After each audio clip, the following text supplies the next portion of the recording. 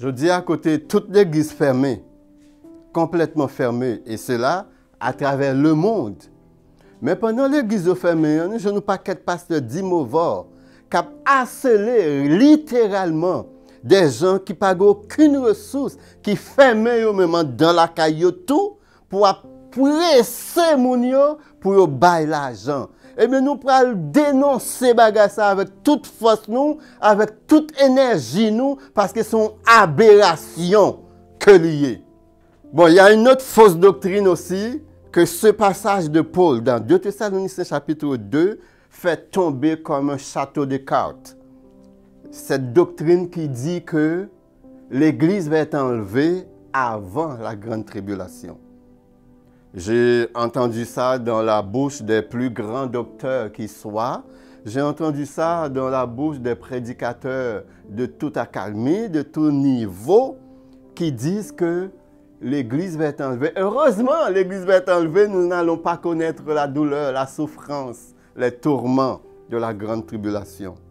Et Paul nous dit ici, avant que Yeshua ne revienne enlever l'Église, il faut que l'homme du péché soit révélé, l'adversaire qui s'élève au-dessus de tout ce qu'on appelle Dieu, c'est-à-dire l'Antichrist. Et deuxièmement, Paul dit, il faut que le troisième temple en soit reconstruit à Jérusalem. Et troisièmement, il faut que Satan aille s'asseoir dans le temple lui-même et se proclamer lui-même Dieu. Et à ce moment-là, la Bible dit, Yeshua reviendra chercher son Église. Et quand on va dans l'Apocalypse, pour voir à quel moment ces événements-là vont prendre place, c'est-à-dire la révélation de l'Antichrist, la reconstruction du troisième temple, et Satan qui se proclame lui-même Dieu, qui va s'asseoir, et c'est ce qu'on appelle, c'est ce que Yeshua appelle Daniel, avant même Yeshua, dans Daniel chapitre 9, verset 27, lorsqu'il dit, lorsque vous verrez l'abomination de la désolation dont a parlé le prophète Daniel, Daniel chapitre 9, verset 27, que celui qui lit fasse attention. Et Yeshua va reprendre cette parole de Daniel. Il va dire, lorsque vous verrez l'abomination de la désolation dont a parlé le prophète Daniel, que celui qui lit fasse attention, dans Matthieu chapitre 24. Et Yeshua dit ça parce qu'il sait que ces choses doivent se produire avant qu'il ne revienne chercher l'Église. Et lorsqu'on tombe dans l'Apocalypse, après chapitre 2 et chapitre 3, qui sont les 7 lettres aux 7 églises de l'Asie mineure, nous voyons que chapitre 4 jusqu'au chapitre 11, à la 7e trompette, nous voyons que les 7 sceaux se déroulent, des événements, des catastrophes en cascade sont en train de se dérouler. Et bien, après les 7 sceaux, les 7 trompettes, et on voit que l'Église est enlevée à la 7e trompette. C'est-à-dire, selon Paul, l'Église va être encore sur terre pendant la grande tribulation. Parce que l'Antichrist va être révélé pendant la grande tribulation. Le troisième temple va être reconstruit pendant la grande tribulation. Satan va s'asseoir dans le temple. Il va causer l'abomination de la désolation pendant la grande tribulation. Et Paul dit, il faut que ces choses arrivent avant que Yeshua ne revienne enlever l'Église de Yeshua. Donc, je ne vois pas pourquoi des gens, la plupart d'entre eux mal intentionnés, je ne vois pas pourquoi des pasteurs, des prophètes, des prédicateurs, des enseignants, des écrivains qui écrivent sur ces événements, inspirés probablement par le sous-monde, n'arrêtent pas de répéter, de marteler que l'Église va être enlevée avant la grande tribulation. Et si l'Église va être enlevée avant la grande tribulation, pourquoi les saints qui sont dans le ciel, pourquoi les 24 vieillards sont en train de prier à l'Éternel pour que l'Éternel descende sur la terre pour venger le sang de leurs frères qui sont en train de mourir. Et l'Éternel leur dit, non, restez tranquilles, il y a vos frères qui doivent passer par la tribulation, il faut qu'ils terminent leur œuvre sur la terre avant que Yeshua ne revienne. Donc, il faut arrêter de publier des hérésies de ces gens. Il faut arrêter de dire aux gens, Jésus peut revenir demain. Non, c'est pas vrai. Jésus peut revenir après-demain. Non, c'est pas vrai. C'est un mensonge diabolique. Il y a des prérequis au retour de Yeshua. Il ne peut pas revenir avant l'accomplissement de ces prérequis. Il y en a même qui disent, l'enlèvement va être un enlèvement secret. Personne ne saura.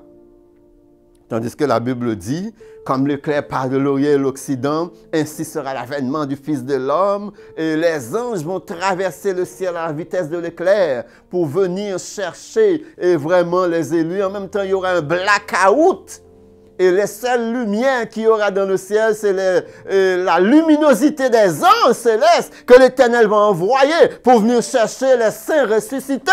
Et ceux qui sont encore vivants, mais qui ont été transformés, qui ont reçu un nouveau corps et qui ont vécu, qui vont se réunir avec les morts ressuscités pour être enlevés, pour être avec le Seigneur. Chers amis, demandons au Seigneur vraiment de nous donner le discernement pour comprendre ces choses, afin de ne pas nous laisser égarer. La Bible dit, ceux qui croient en l'Éternel des armées ne seront pas confus. N'oubliez pas la question qu'on a posée au début. On a dit, oui, mais le monde est à l'envers, le monde va vraiment à contre-courant, le monde est bouleversé, c'est comme si Dieu est absent. Où est-ce qu'il est? Qu'est-ce qu'il fait? Pourquoi il n'intervient pas? Je vais vous dire quelque chose, chers amis. Lors du déluge, la Bible dit, l'Éternel était sur son trône. Mais avant le déluge, il avait envoyé Noé pour avertir les hommes pendant 120 ans. Ils ont fait la sourde oreille.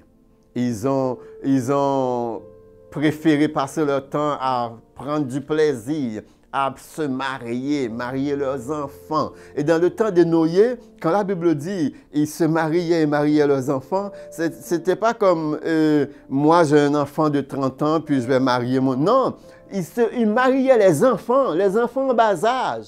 Des adultes la pédophilie était légalisée dans ce temps-là. Les hommes se mariaient avec les hommes, les femmes se mariaient avec les femmes, les hommes se mariaient avec les enfants, des femmes se mariaient avec des enfants, les hommes avaient des relations avec des animaux, avec des bêtes sauvages, tout ça. Eh bien, Dieu était encore sur son trône. Et après les avertissements, l'Éternel a envoyé le déluge.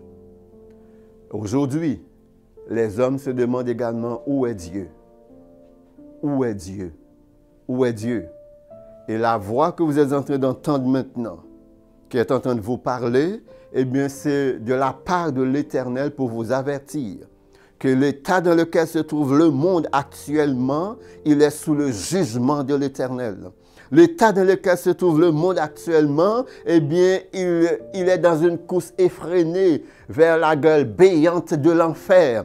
L'état dans lequel se trouve le monde actuellement, eh bien, il est sur le chemin de la perdition. Donc, ce sont des avertissements, ce sont des cloches que je suis en train de sonner. Ce sont des alarmes que je suis en train de sonner pour vous dire de vous repentir, car le jugement de l'Éternel va bientôt s'abattre sur l'humanité.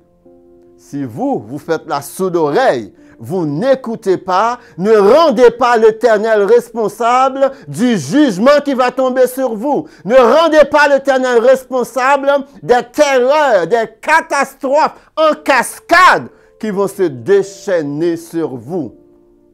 Ce qu'on est en train de vivre aujourd'hui, chers amis, comme je le dis au début, c'est vraiment rien par rapport aux événements de la grande tribulation. Ça sera un temps très dur pour les croyants. Ce sera un temps extrêmement insupportable, dur pour les non-croyants. Les gens vont demander la mort. les gens vont faire des tentatives de suicide et toutes les tentatives de suicide vont échouer parce que même la mort va les fuir en ces jours-là pour pouvoir supporter et endurer tous les jugements qui vont tomber sur l'humanité parce qu'ils ont refusé, les hommes ont refusé de se repentir. Chers amis, aujourd'hui, nous sommes dans une manipulation de masse. Nous sommes manipulés par les journaux. Nous sommes manipulés par les politiciens. Nous sommes manipulés par les réseaux sociaux. Nous sommes manipulés par les télévisions, chers amis. Lorsque vous ouvrez votre télévision, eh bien, il y a des chaînes. Et dans les chaînes, il y a des programmes. Eh bien, dans ces programmes, on est en train de vous programmer. Oui, ils sont en train de vous programmer pour le nouvel ordre mondial. Ils sont en train de vous laver le cerveau de sorte que vous n'avez absolument aucune liberté pour penser, aucune liberté de choix. Parce qu'ils ont déjà fait le travail depuis votre enfance. Ils vous lavent le cerveau. Ils vous lavent le cerveau à l'école. Ils vous lavent le cerveau sur les réseaux sociaux. Ils vous lavent le cerveau partout où tu passes. Ils vous lavent le cerveau. Vous n'êtes plus libre. Et si vous sortez du lot, eh bien, ils vont vous traiter de malade. Vous avez un problème psychologique. Ils vont vous mettre en quarantaine. Je dois vous dire, aujourd'hui, tous ceux qui crient, aujourd'hui, qui sont libres, tous ceux qui disent, mais je suis capable de penser par moi-même, je suis capable de choisir par moi-même, c'est parce qu'ils ne comprennent rien. Car la vraie liberté, c'est lorsque le Fils nous affranchit. Car la Bible dit, si le Fils vous affranchit, vous serez réellement libre. Cela veut dire que si vous n'êtes pas affranchi par le Christ, vous n'êtes pas libre. Vous avez une illusion de liberté. Vous avez une illusion de liberté. Et aujourd'hui, nous devons vraiment prier, nous devons lutter, nous devons combattre pour être affranchis par le Fils.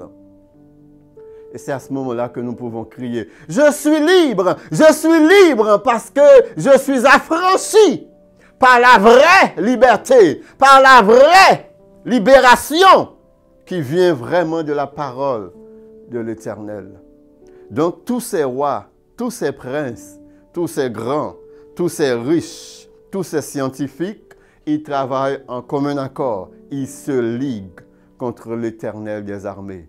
Mais ils ont choisi le mauvais ennemi. Ils ont choisi le Tout-Puissant. Ils ont choisi l'Omniscient, l'Omnipotent, l'Omniprésent.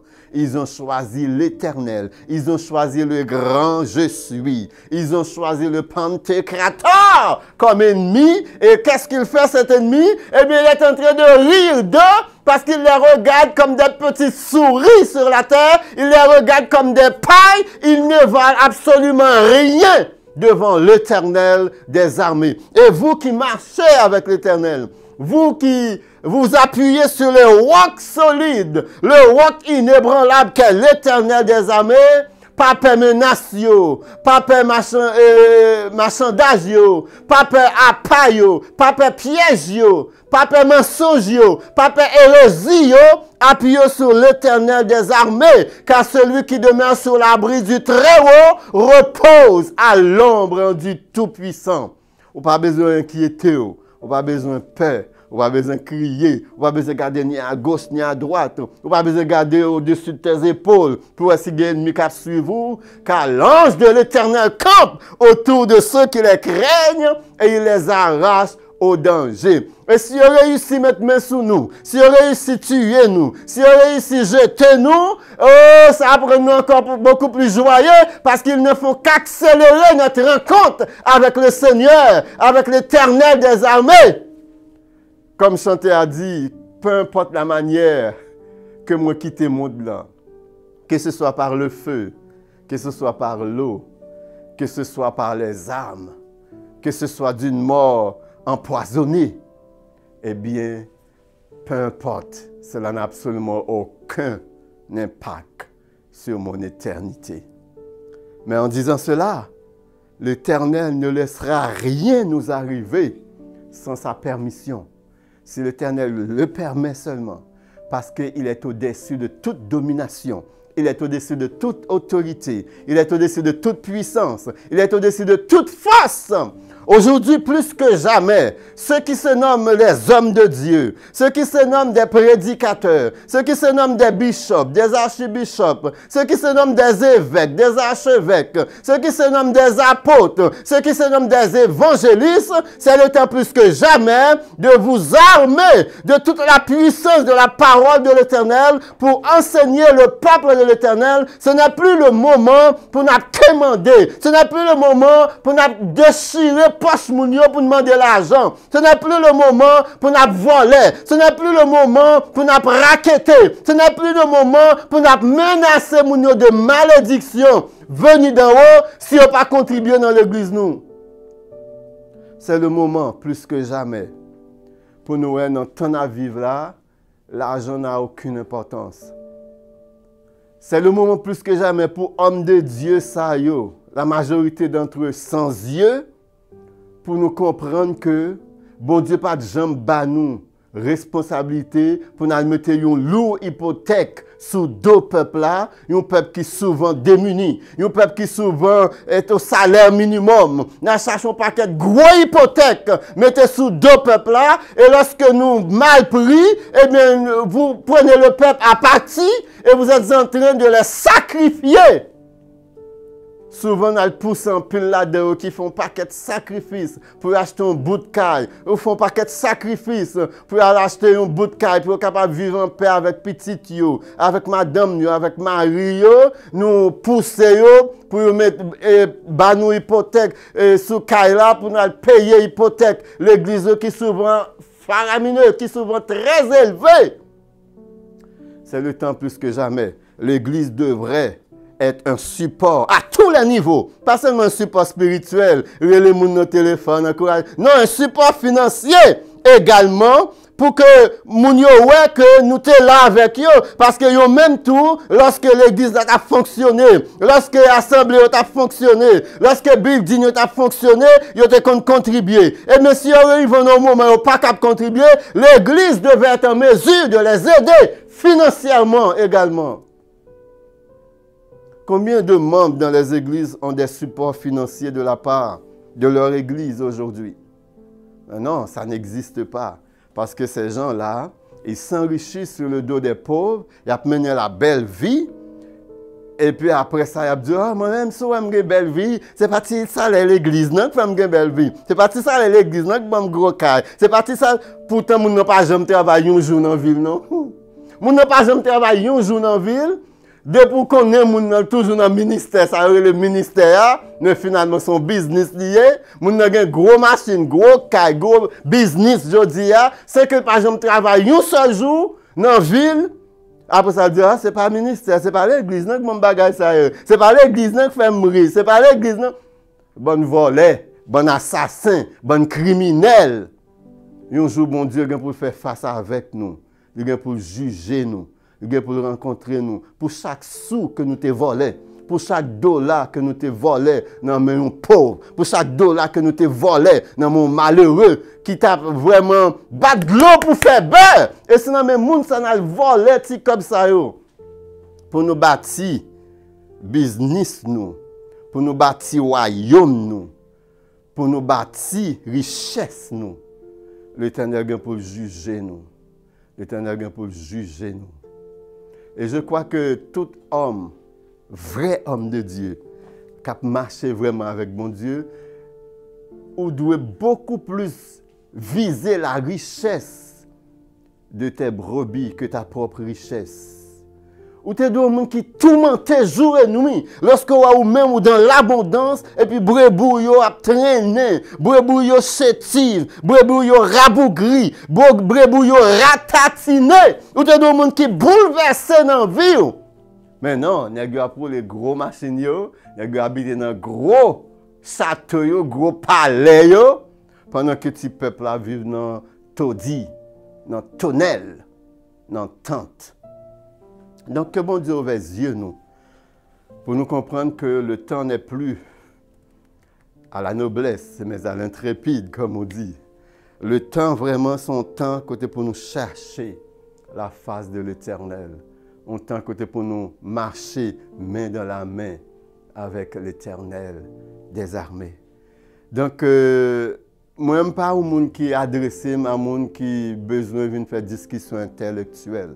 Si vous avez besoin de faire discussion et débat intellectuel, vous êtes capable de relire, on a fait débat. Et ça fait soit chercher thématique, soit chercher un ordre bien ordonné, un exposé savamment préparé, et bien, on n'a pas besoin de venir côté parce que je n'ai pas de temps pour ça. Je n'ai pas de temps pour fatiguer l'esprit monde qui voulait comprendre la parole de l'Éternel, qui voulait marcher avec l'Éternel, avec des belles phrases, habillé de belles phrases, et montrer que maîtriser la langue de Voltaire, montrer que comment je suis bon en français, comment vraiment je maîtrise la langue, comment je suis capable de faire des jeux de mots. Non, ça n'a rien à voir. Dans ton à vivre là, c'est un temps côté vraiment pour toute bagarre ça tomber à l'eau, pour montrer la lumière, afin que vous soyez capable de marcher dans la lumière de l'Éternel. Et lorsque l'Éternel pourra juger nous, il pourra parler de nous, est-ce que vous avez bien préparé vos sermons pour que ces sermons soient vraiment présentés de manière didactique, pour que vous soyez un vrai pédagogue, pour que les gens soient vraiment ébahis, éblouis, émerveillés, pour que les gens soient suspendus à tes lèvres, mais pendant qu'ils sont suspendus à tes lèvres, ils tout prennent dans l'enfer. À quoi ça sert de vraiment parler avec éloquence quand les âmes des gens sont sèches, quand l'homme est séché, quand l'esprit est abattu.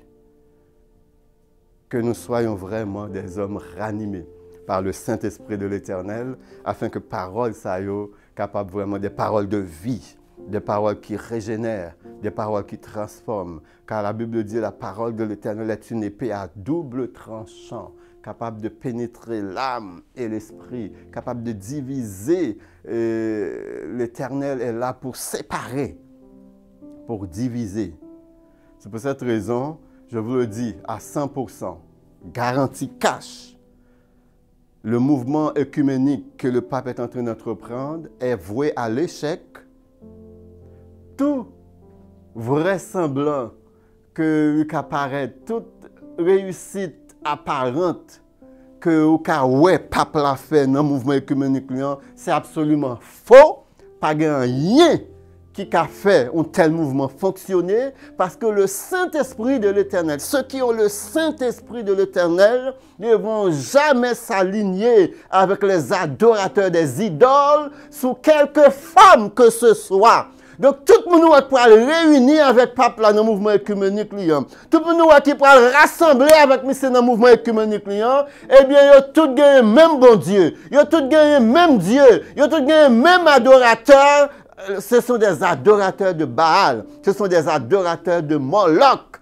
Mais les vrais serviteurs de l'Éternel ne vont jamais, jamais, au grand jamais, s'asseoir avec ces gens dans le but de former une seule religion, un seul mouvement religieux. Et aussi, les vrais serviteurs de l'Éternel savent reconnaître les vrais. Les vrais serviteurs de l'Éternel savent reconnaître les vrais. Parce que moun qui vrai serviteur bon Dieu, moun qui vrai servante bon Dieu, il gagne le Saint-Esprit bon Dieu dans lui. Moi-même, si je servi bon Dieu, je le Saint-Esprit bon Dieu dans moi, eh bien, je reconnaître vrai croyant, je reconnaître vrai chrétien, parce que nous prenons une communication interne. L'Esprit nous pourra communiquer. Tout comme le Saint-Esprit communique à notre esprit que nous sommes enfants de l'Éternel, et bien souvent le Saint-Esprit dans la vie, moi le Saint-Esprit dans la vie, lorsque nous rencontrons, nous connaissons. Tout comme lorsque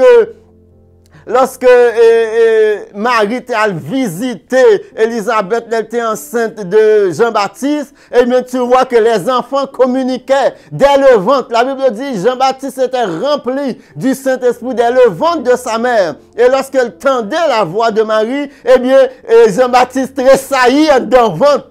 Élisabeth, parce qu'il y avait une communication, ils avaient le Saint-Esprit. Donc, tu as une communication qui t'est faite.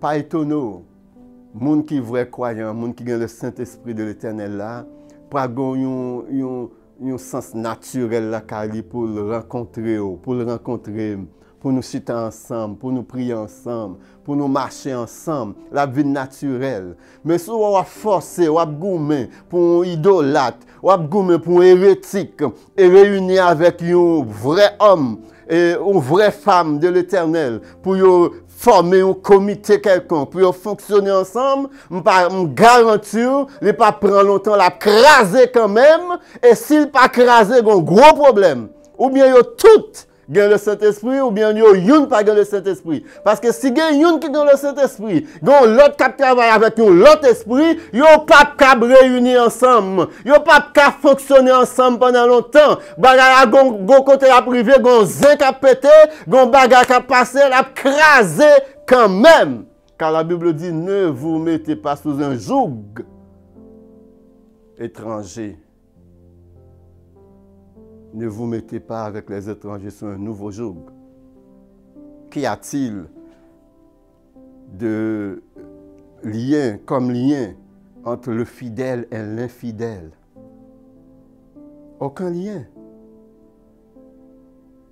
Donc, moi-même, moi, sûr à 100%, me reposer là-dessus, mouvement pape là, la tomber à l'eau. Le pape marché, s'il marché, connaît tout le monde qui la donne, yo tout net à travail pour l'antichrist. Yo tout net dans le mouvement nouvel ordre mondial là. Yo tout net à travail sous les ailes de Satan qui est leur maître. Donc que l'Éternel vous bénisse abondamment, que l'Éternel vous fasse grâce afin que vous et moi nous marchions sur les traces de l'Éternel des armées, sur les pas de Yeshua, afin que nous devenions des hommes faits, fortifiés dans l'homme intérieur, afin que lorsque la grande tentation va venir dans le monde, que nous puissions résister. Résister. Il va arriver un temps où le mot d'ordre pour tous les croyants va être résister. Résister. Résister. Je veux dire, nous, frère avec Samuel, merci en pile de ce que nous t'entendons dans l'émission, même si nous connaissons, il y a un peu de monde qui a froissé, qui a blessé, mais seuls ceux qui ont l'art de guérir ont le droit de blesser. Donc, que l'Éternel guérit nous, et je veux dire nous un conseil, les gens qui confinent la caillou. Bon Dieu, pas bon malédiction sous pas qu'à payer 10 mois, ok? Bon Dieu, pas fait jeter jugement sous pas de moyen pour payer 10 mois. Au contraire, sous pas de moyen pour payer 10 mois, dit pasteur à ça, ou besoin d'aide financière. Ou besoin d'aide financière dans le pasteur. Pasteur lui-même, souvent, il y a un pile, il y a un bagage, souvent, il y a un bagage. Donc, pas culpabiliser sous pas câble, parce que l'Éternel comprend. Que bon Dieu bénisse nous avec abondance et surtout restez éveillés et abonnez-nous dans la chaîne de votre God là pour nous capables de recevoir l'autre vérité. Que bon Dieu bénisse nous avec abondance. Yeah. Yes.